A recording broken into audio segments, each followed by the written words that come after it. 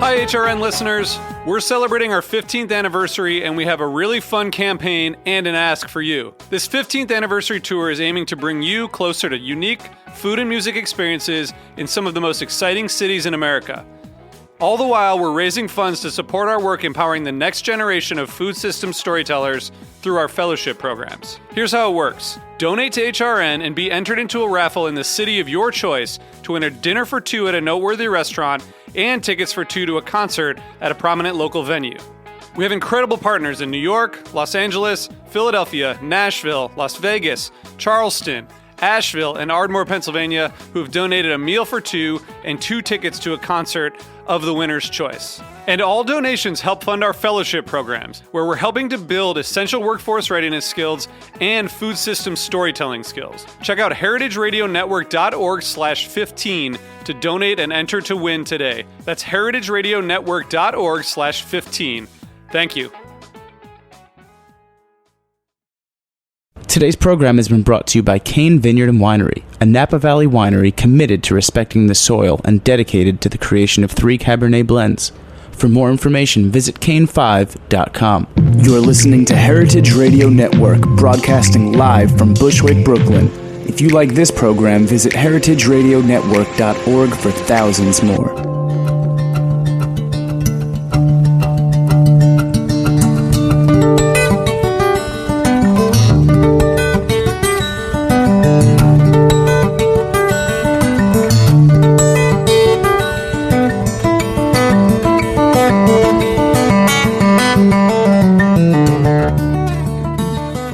Hello and welcome to Chef's Story. This is Dorothy Can Hamilton from the International Culinary Center, and today we're broadcasting from Roberta's in downtown Bushwick, Brooklyn, and it's a first day of spring in March, and my guest today, it's like the sun's come out, the very handsome and wonderful Seamus Mullen.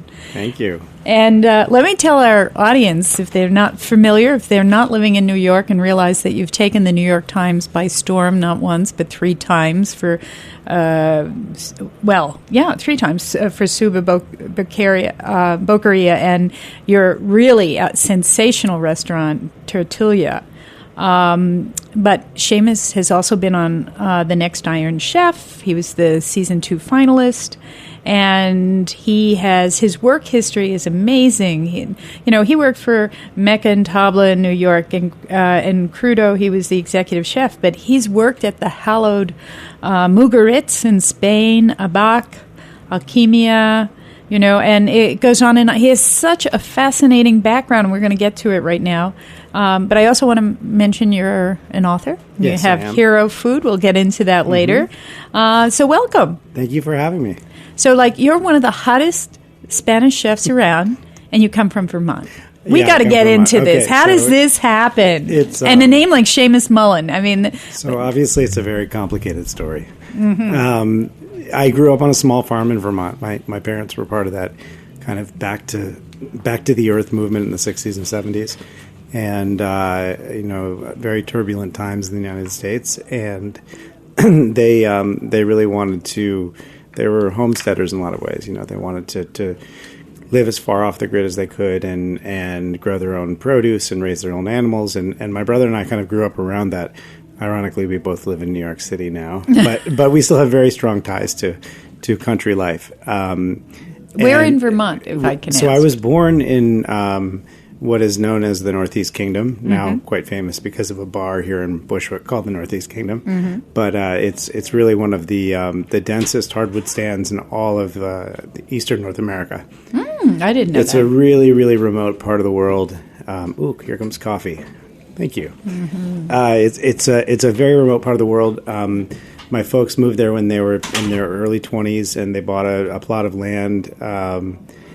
I think it was probably a mile and a half down from the end of a road. So you had to hike in to get to where the property was, and they built a yurt, and they lived in the woods and had goats and cattle and pigs and chickens. And we lived there until I was about a year old, and then they decided, listen, this is a little bit too rural for raising children. So they moved to central Vermont, closer to what's called the Upper Valley, where Hanover, New Hampshire is, and Dartmouth College. And they bought about 80 it started as 80 acres. I think now we have about 120 acres. Were they farmers? Were they subsistence? Yeah. Did they live off the land when you were in the yurt? Yeah, they lived off the land. I mean, my dad had studied anthropology and was a musician, a classical musician, and he plays harpsichord and piano and things like that. But did he have that in the yurt? Oh yeah. It was a very, very esoteric upbringing of a barn with a piano and a harpsichord and chickens and scarlatti and all that stuff running around all together.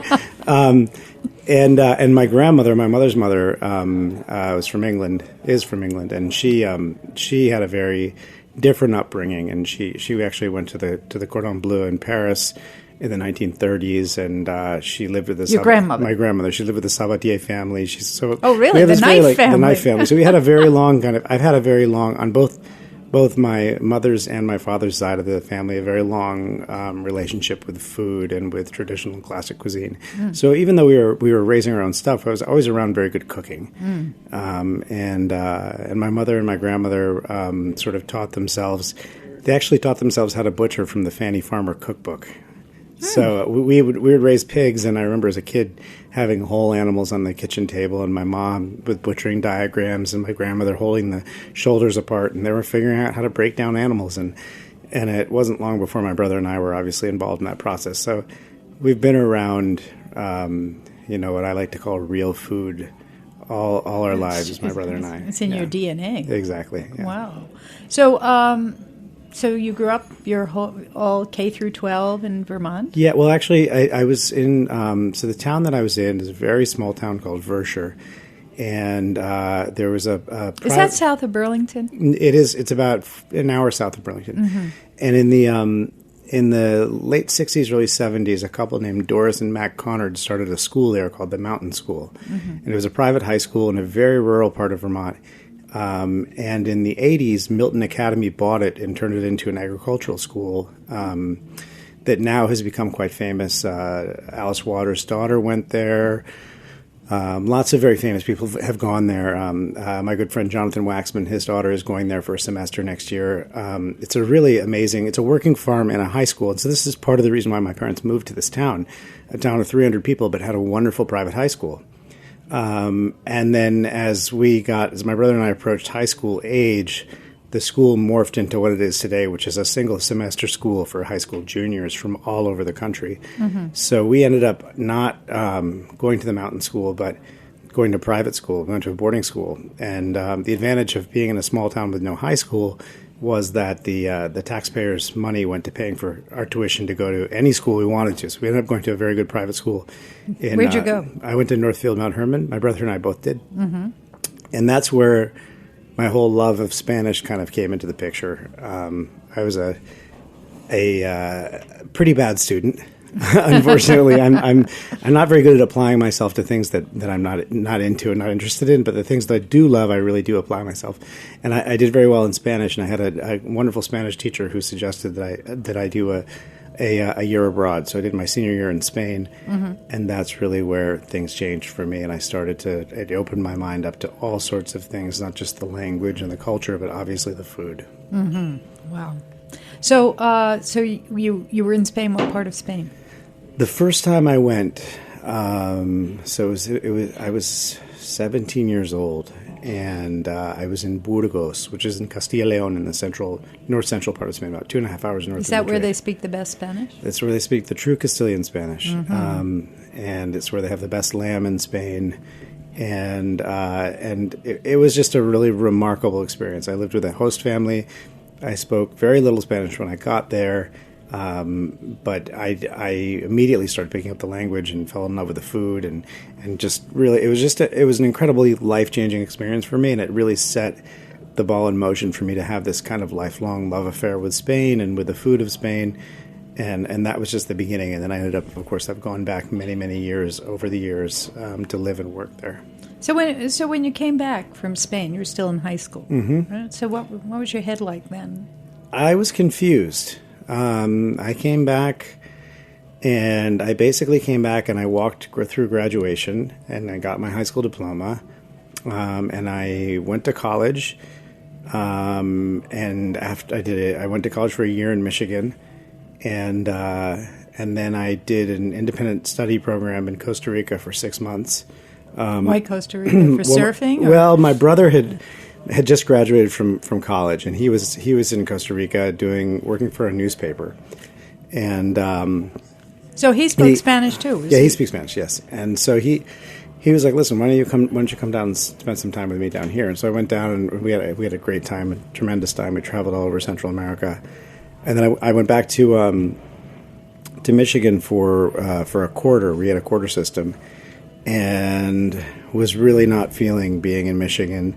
And so I applied to an exchange program in Spain, and I immediately went back to Spain. So, and I finished out my college in Spain, 2 years there in southern Spain. What was it about Spain? I think it was just, I grew up in such a really, really rural, remote, isolated area where my sixth grade class had 4 students in it. I wasn't around, I didn't have peers. And when I first went to Spain, it just kind of opened my eyes up to a whole other world, and it was so exotic and exciting and different. And I just loved how different it was.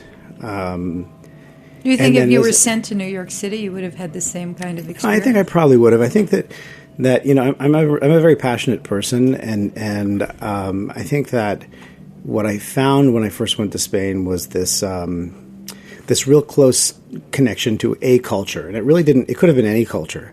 But the fact that there was a very strong cultural identity in Spain, there was a real sense of place, there was a real pride about everything from food to architecture to history to art to literature. There was just this very, very strong sense of this is Spanish and this is ours and this is a reflection of who we are.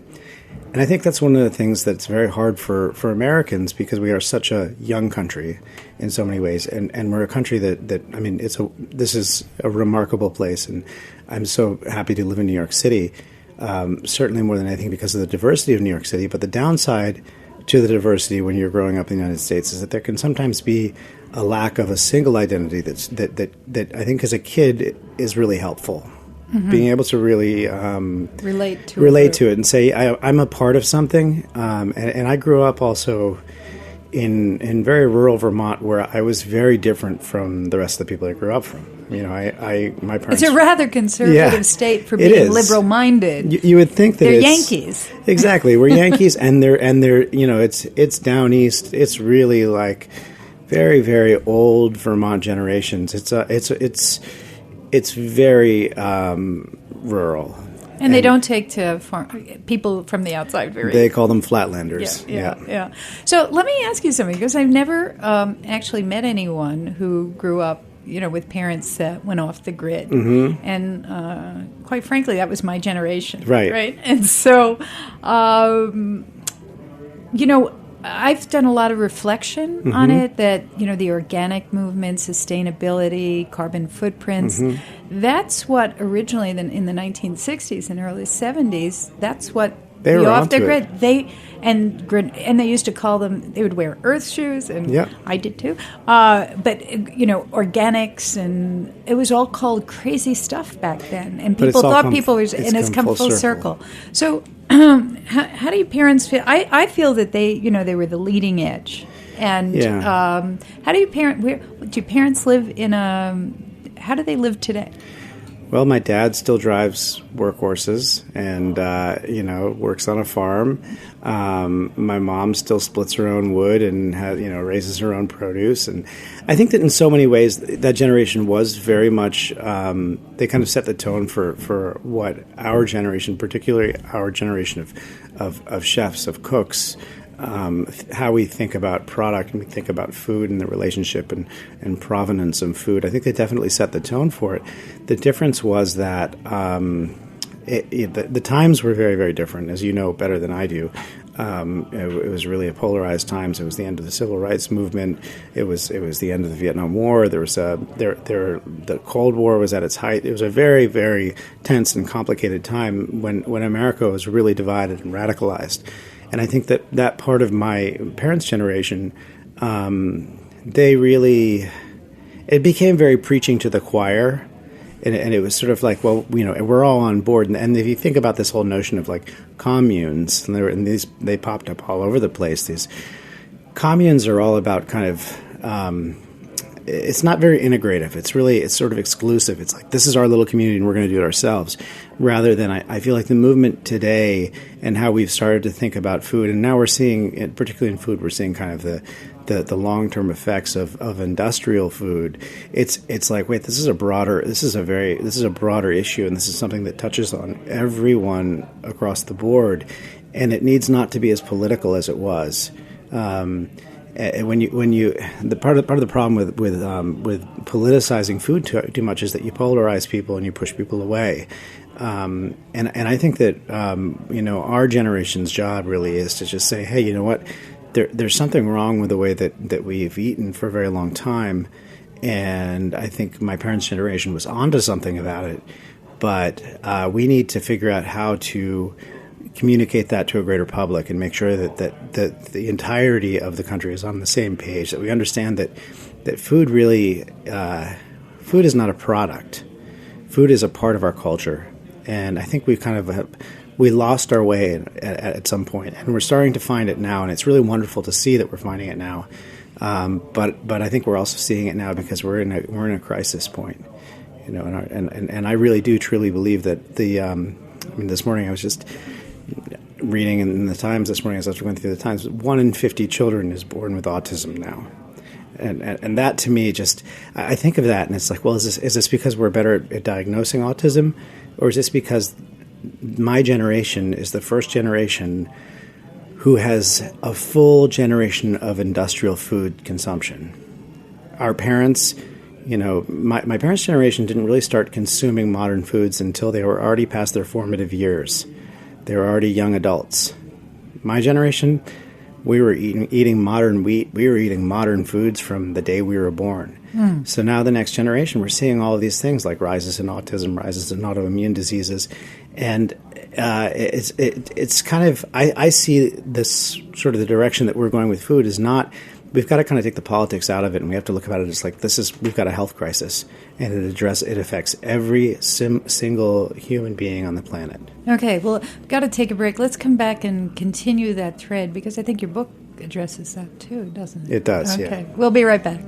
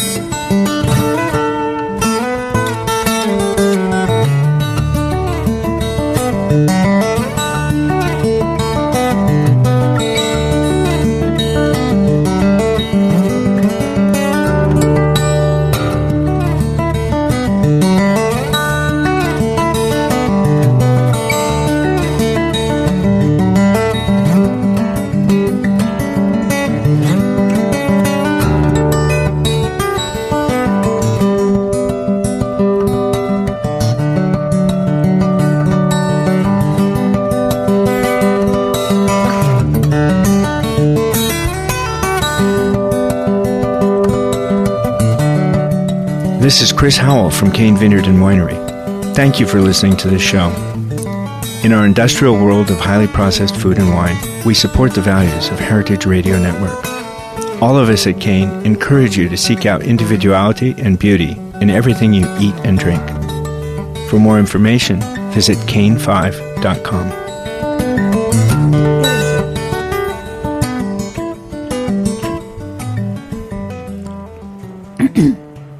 Well, welcome back. You're listening to Chef Story, and I'm Dorothy Cann Hamilton from the International Culinary Center. And today my guest is Seamus Mullen, who's the executive chef of Tortilla Restaurant in Greenwich Village. And we're just talking about his upbringing and really how close he was raised to the land. But that's not where a lot of our food comes from today, is it, Seamus? No, unfortunately. So, how political do we have to make food today to get it right? it's a really hard question because when we talk about politics and food, on a very literal level, obviously there are very powerful lobbyists that represent very powerful agribusiness, and in that sense, food is political. The decisions we've made about food in the past and the development of industrial foods had to do with exports of products from the United States. So that, in that sense, there are economic ramifications, and it's very political. However, I kind of like to take the politics and the preachiness out of it a bit, and just and get back to this notion of of real food, which is that's your book, Hero Food. Hero Food is all about, and the subtitle of the book is How Cooking with Delicious Things Can Make Us Feel Better. Why'd you call it Hero Food? Well, I have rheumatoid arthritis, which is an autoimmune disease, and I'm pretty convinced that a part of why I have rheumatoid arthritis is because of the environment in which we live. There's a lot of things that are beyond our control. In this country, we don't have strict labeling laws about genetically modified foods. As you know, my parents did a wonderful job when I was growing up to make sure that the food that my brother and I ate when we were at home growing up was food that we knew where it came from. We were aware of the provenance. Did you have juvenile arthritis? No, I didn't develop it until I was in my early 30s. Mm-hmm. So tell me, where do you think the food impact? Well, it's hard for me to say how. I certainly can't say food caused that. Mm-hmm. But when you look at case after case of studies of control groups of whether it's Japanese American men and Japanese men living in Japan between the age ranges of 30 and 50, and you look at cancer rates between the two case studies, and you see that the cancer rates in the United States are far higher than they are in Japan. The same thing, but obviously there's a lot been written and studied about the women of Okinawa and the low rates of breast cancer in Okinawa. You have to think. I mean, to me, it just seems like it's too obvious a connection to draw to ignore that what we're consuming, or at the very least our environment that we're surrounding ourselves in, has an impact on whether disease thrives or disease doesn't thrive in our body. Mm-hmm. So to me, food can really be a hero. Food that the choices we make about the food that we eat. Oh, so the hero food is about it's about the food itself. Hero. Foods are the heroes. The choices of the foods that we put into our body. We all know the old adage, you are what you eat. Well, you really are what you eat. Mm-hmm. You eat crap, you're going to feel like crap. Mm-hmm. Mm-hmm. You eat good food, you're helping your body deal with the daily battle of fighting toxins. So do you have a menu for arthritis? Do I have a menu for arthritis? Do you know? Do I ever? Because okay, well, yeah. I mean, there are a lot of things that I would say it really comes down to this notion of inflammation, right? And almost every medical issue has at its heart, on some level, the battle or the struggle with inflammation. Whether it's in the case of autism, whether it's inflammation at the neurological level, it's inflammation at the cellular level. If it is for me inflammation in my joints and muscles, there are things that trigger inflammation, and there are things that help your immune system quell inflammation. And a lot of those things can be found in the foods that we eat. Mm-hmm. And it also, as I was sort of discovering in the beginning of this journey for me, as I was diagnosed with RA, and I started to think about foods and how they impacted the behavior of my disease, I realized through this incredible happy accident that so many of the things that I actually love to eat and that I love to cook with were actually the right things for me to be eating and cooking. Oh, really? So, I'm very interested because my daughter has arthritis. So, okay. I've never sort of had a menu for her. So, tell us, for all us arthritis-interested people, sure. what are the things what are good things and what are bad things? And I'm Hero Food, Seamus Mullen, if you're listening. Yeah, go and check it out. Go. So I mean, here's sort of the basics, and I don't want to get into it too much, but basically, one, you want to make sure that you are balancing your immune system, and you've got a healthy gut. Mm-hmm. So having a healthy gut means making sure that you've got good probiotics in your belly, right? Mm-hmm. So living foods are really good for that. Things like kimchi things like kefir. Those are getting good bacteria into your body that helps your body deal with. So kimchi has bacteria? Sure. Because it's a fermented? Yeah. Fermented foods in general. If you look across the board, nearly every traditional culture has some sort of fermented food in their food culture. So, what about yogurt? Because that puts itself out there as a heavy probiotic. Yeah, and yogurt's great. I mean, that's what kefir is. It really depends upon the yogurt, obviously. Sugar is kind of at the other end of the spectrum. It's really bad for you. And sugar is horrible for you. And it doesn't matter if you're calling it high fructose corn syrup or if you're calling it, honey. Anyway, I mean, honey's got some wonderful qualities to it as well.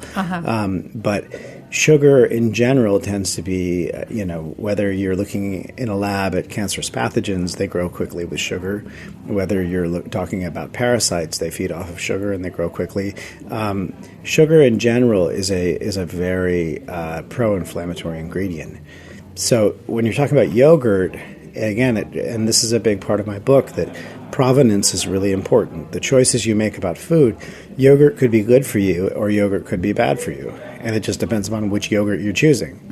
If you're choosing a yogurt that's industrially made through super-duper ultra-pasteurized milk, that it comes from cows that have growth hormones that have been fed antibiotics, and that yogurt is packed full of sugar, you're not doing yourself any justice. Yuck. It's like the worst thing you're possibly doing. Yeah. But if you're actually, if it's a yogurt that comes from naturally raised, from grass-fed milk, that unfortunately in most states we do have to pasteurize our milk. Although I just got back from Pennsylvania over the weekend and I brought a whole bunch of unpasteurized raw milk, which is delicious. And it'll change how you think about milk. I mean, it's one of those amazing things that everybody should have the opportunity of tasting what real milk really tastes like. But if you have yogurt that comes from good grass-fed milk that has live cultures and doesn't have sugar in it, you're talking about something that's really good for your gut, that's good for your immune system, and that's a good starting place. So with anything, any kind of inflammation, and whether it is an osteoarthritis issue, in which there are other things that you can certainly do to help joint development and bone development, like making sure you have plenty of calcium and you have vitamin D and you've got lots of omega-3 fatty acids in your diet, whether they're coming from specific nuts or they're coming from anchovies or they're coming from almonds or flax seeds. Those are all important things to have. But the base, sort of the starting ground for everything is really your gut, and it's your immune system. So the more you can do to help take care of that. All right, so we got our guts under control. You got to get your gut. Get your hero food and get your guts. Yeah, okay, exactly. let's move on to a bit more savory things. So tell me, what was it like working at Mugaritz? When did you work there? I was in Mugaritz from 2003 to 2004. Early days? Yeah, it was an amazing. It was there before the fire. It's an incredible restaurant. Andoni is an amazing guy. How'd you end up there? I realized I was working in New York, and I knew I wanted to go to Europe, and I wanted to work in Europe, and I didn't speak French, and ironically, at the time, even though Spain was starting to really explode as being the culinary destination in the world, it hadn't quite gotten there yet. And I knew about Mugaritz. I had read about it. Tell our listeners how iconic this restaurant is. Mugaritz is Mugaritz, the word it's a Basque word, and it means this particular oak tree that was always planted at the corner, at the intersection of two village properties. And where the restaurant is, if you've ever been there, you've been lost because it's almost impossible to find. It's about 25 minutes outside of San Sebastian, or half an hour outside of San Sebastian, up in the hills. And there was this wonderful oak tree, this Mugaritz, that was planted there, and that was the inspiration for the name. And Andoni Luis Aduriz is just this remarkable Basque chef who went through the traditional Spanish stagiaire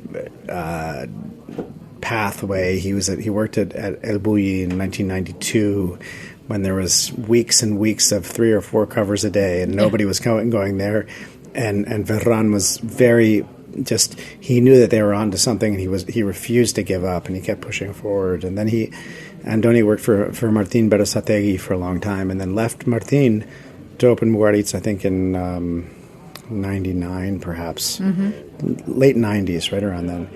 And he's just he's just a remarkable guy that his food is I would say it's very inspired by the food of Michel Bras, and it's in that realm, and Michel Gerard from earlier on in the late 70s and early 80s. But he's really always stayed true to the flavors of the Basque region, and it's interesting to see his food, how it's gone in these cycles where it's become sort of like extraterrestrial and really out there and wild and give us an example spiritual of that. Little things like we did one dish that was it was called pieza de vaca con lágrimas de pimientos asados, which means a piece of beef with tears of roasted vegetables. And that was when people were just starting to cook things at low temperature for long periods of time, and it was a beef cheek that was cooked for 72 hours.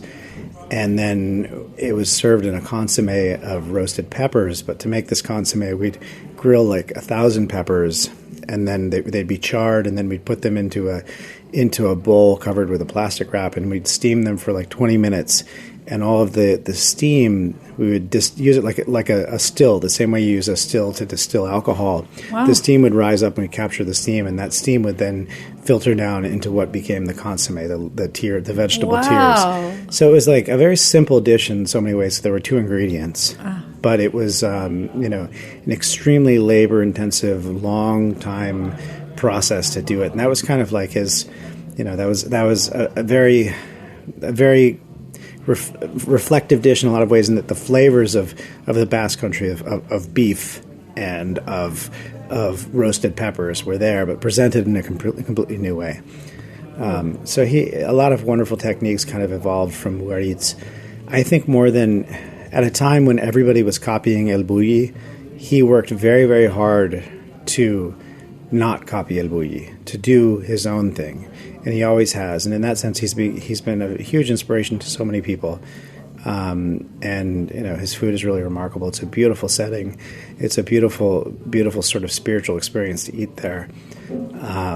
So we're gonna. But it's very different from eating in New York City. All right, so we're gonna take another break here, and when we come back, we're gonna talk about your cuisine and how you're, doing your thing in New York City. Cool.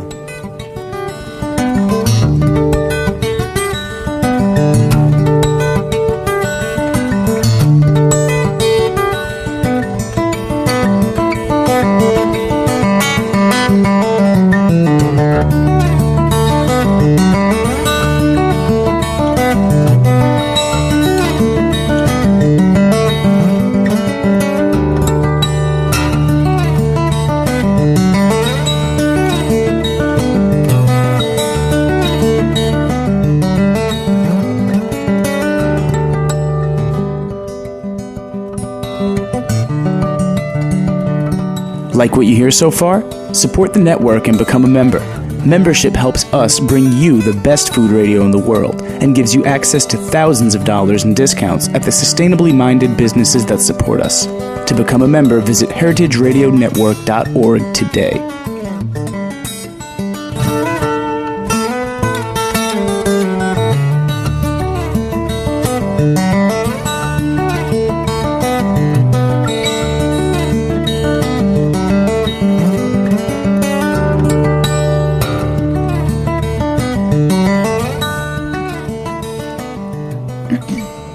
Well, welcome back. You're listening to Chef's Story, and I'm Dorothy Cann Hamilton, and my guest today is Seamus Mullen, the executive chef of Tertulia Restaurant in New York City.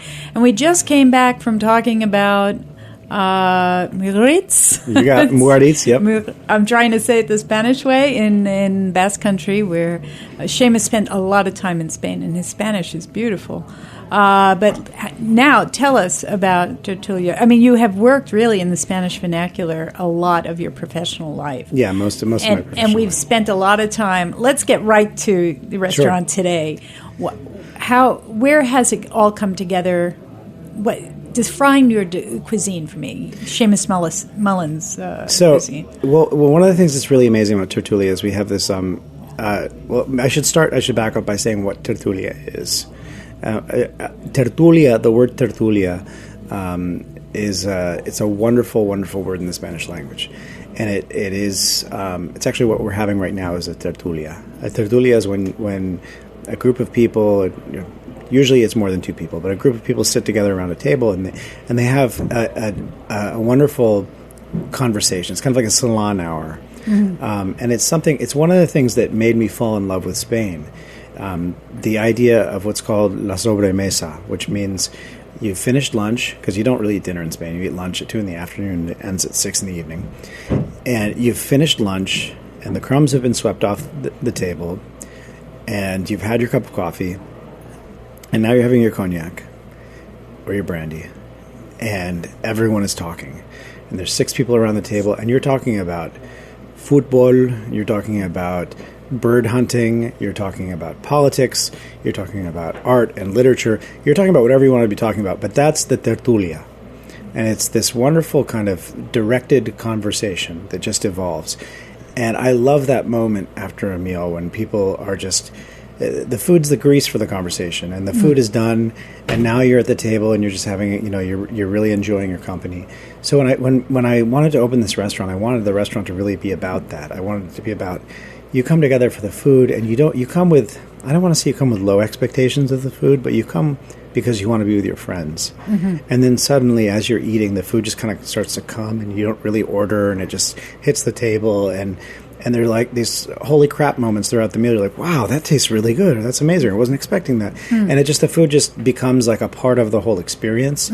And that's what I always wanted Tertulia to be. When I worked at Mugaritz on Mondays, which was our days off, the restaurant was closed on Mondays, we would go as a group to these cider houses in the Basque Country, which are gigantic, very, very rustic, simple restaurants where you order steak, and it's cooked magnificently over wood fire coals, and you get tortilla de bacalao, salt cod tortilla, and you have glasses of cider and some meats and cheeses, and you get completely wasted, and you have just this wonderful time with great product, but a very simple meal.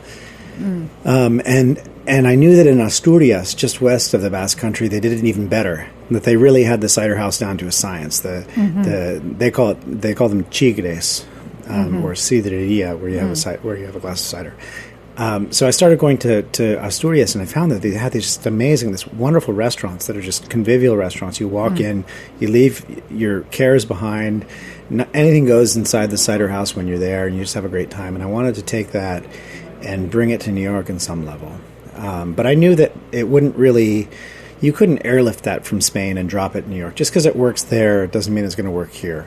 And even a New Yorker who goes there and loves it when they're there, if you were to bring it here, they'd be like, "Oh, I don't like this. It's too simple, or it's too whatever. It's just it doesn't make sense." So like so many other things, we have to, in the way that Danielle and Jean-Georges have so brilliantly transformed French cuisine for New York. I wanted to, and not to compare myself to those guys because they're on a completely different level, but I wanted to take the essence of what they've done with French cuisine and presented it in a New York manner, with casual Spanish cuisine and presented it in a New York manner. Use the products that we have here, use the ingredients that we have here, follow the ethos that's so important to us about seasonal cooking and about cooking close to the source. But stay true to the flavor profiles and I always give us an example of a dish. Describe a dish. I call it cooking in the language of Spanish cuisine. Let me give you an example of a dish. Well, how could I mean, there's so many dishes that we could talk about. At the heart of our restaurant is this wood-fired grill that we took inspiration from the wood-fired grills of northern Spain, but then we built a custom grill that has just become this workhorse. And initially we thought it would just be a place to grill fish and meat, and it would just have a little more flavor because we're cooking over hardwood. But what we discovered is that it's really like a hearth. And in northern Spain, they cook in the hearth. Like, they'll make sausages and they'll hang them up in the hearth. And just all, it's very damp there, so they really need the smoke. So the hearth is like the dome over the fire. it's more like a fireplace. Think of it as a fireplace. All right. It's just like an open fireplace that has kind of a Tuscan-style grill inside of it. And we discovered that in this box, this enclosure, this beautiful grill that we have, there were different temperature areas, different temperature zones. We could make a pot of beans and we could let it hang in there all day long, just under a small fire, and suddenly the beans would taste different just because they were being cooked over a little smoldering log instead of an electric hot plate or a gas burner. And smoke became this kind of ephemeral spice that you couldn't touch and you couldn't really see. You could sort of smell, but you could taste weaving through everything in our food. And in that essence, I think that that's where we've taken this notion of Northern Spanish cooking, and we've brought it into New York, and it courses through everything that we do. So you could have a beet salad in our restaurant a beet salad is probably one of the most ubiquitous things in any restaurant. It's probably the most boring salad you could ever want to have. But I guarantee you, when you have our beet salad, you won't think that way, because the beets are smoked, and there's raw beets, and there's pickled beets, and there's this smoky cheese in it. And suddenly it becomes like this exciting thing that you never expected. And would you ever have this dish in Spain? No. I mean, they barely even eat vegetables, let alone beets.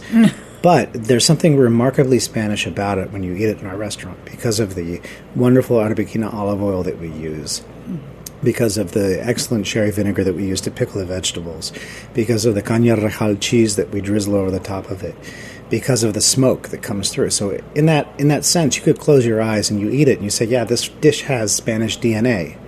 This is a Spanish dish. We're cooking in the Spanish vernacular.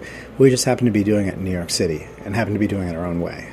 So that's kind of what, in essence, kind of what Tertulia is. And it's been a real learning experience. We've learned that what we thought would be, as I said before, a simple grill for grilling a piece of fish has turned into being this just... Heartbeat. Yeah, it is. It is. It is a heartbeat of the restaurant.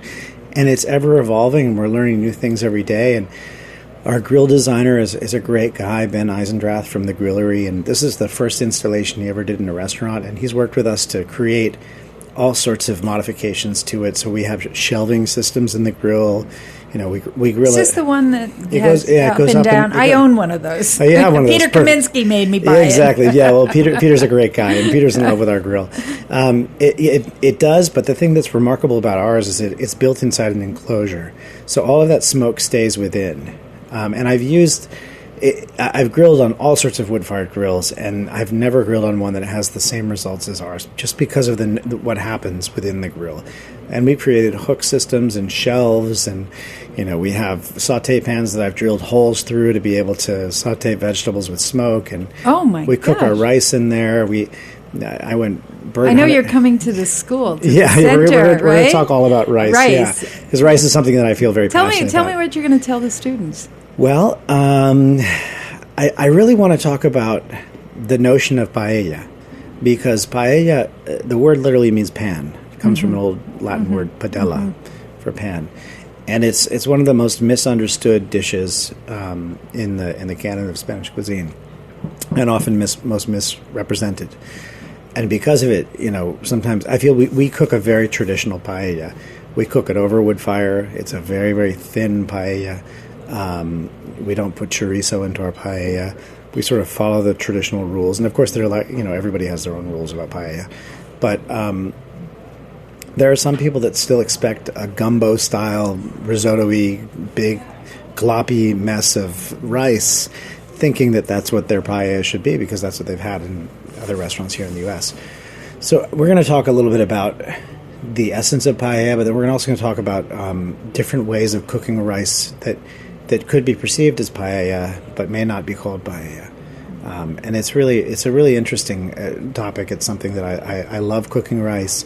I know a lot of cooks that shy away from it because they're scared of it, because it's a very hard thing to cook well. Do you think is Seamus Mullen's cuisine always Spanish? No. Spanish inflected. I mean, it's funny that you asked this, because I just did on Monday night. I just did a supper club at David Santos' restaurant Loro. He asked me. He does a monthly supper club called Sagredo, where he asks a guest chef to come in, and you can cook whatever you want. And so I cooked Japanese food. Really? And more or less Japanese food, sort of Japanese DNA. Exactly, seen through the lens of how we do it. So we did lots of raw fish dishes, but of course, like I love mackerel, so we cured our mackerel and we cold smoked it in the grill, and we branded it with a hot iron on the skin instead of using a blowtorch.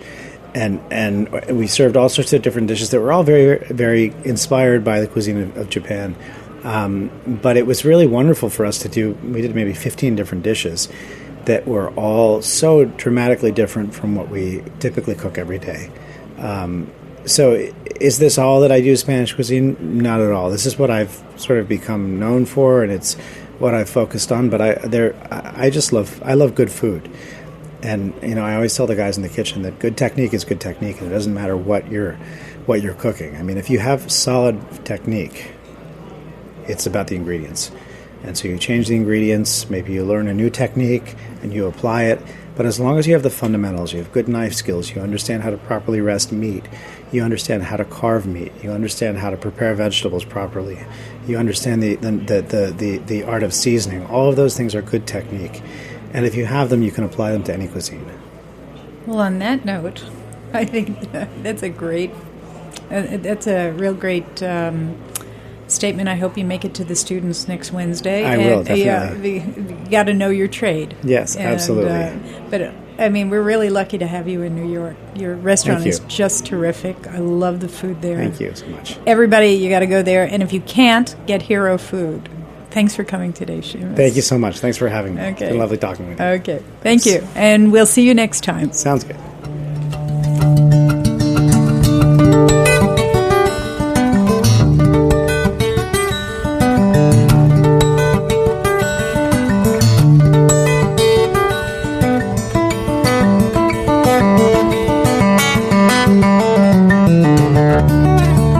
Thanks for listening to this program on heritageradionetwork.org. You can find all of our archived programs on our website or as podcasts in the iTunes Store by searching Heritage Radio Network. You can like us on Facebook and follow us on Twitter at heritage_radio. You can email us questions at any time at info@heritageradionetwork.org. Heritage Radio Network is a non-profit organization. To donate and become a member, visit our website today. Thanks for listening.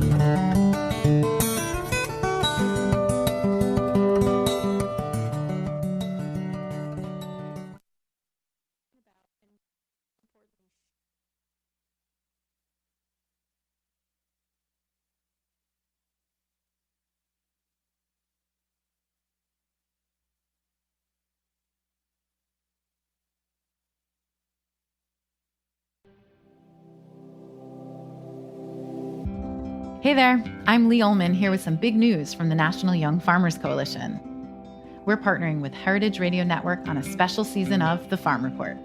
It's all about what's happening with the Farm Bill and how it impacts farmers and eaters. I am growing diversified vegetables on land that's been in our family for 150 years. And so with the pandemic, gentrification, property values going up, we had to sell the land and we lost it. Join us as we uncover the untold stories behind this massive piece of legislation that shapes how we grow our food, what we eat, and so much more. The problems we have had, those are things that come from earlier Farm Bill and USDA policy, right? Like Earl Butts, get big or get out. It's my responsibility to know not only what I'm eating, but then like how that all came to be.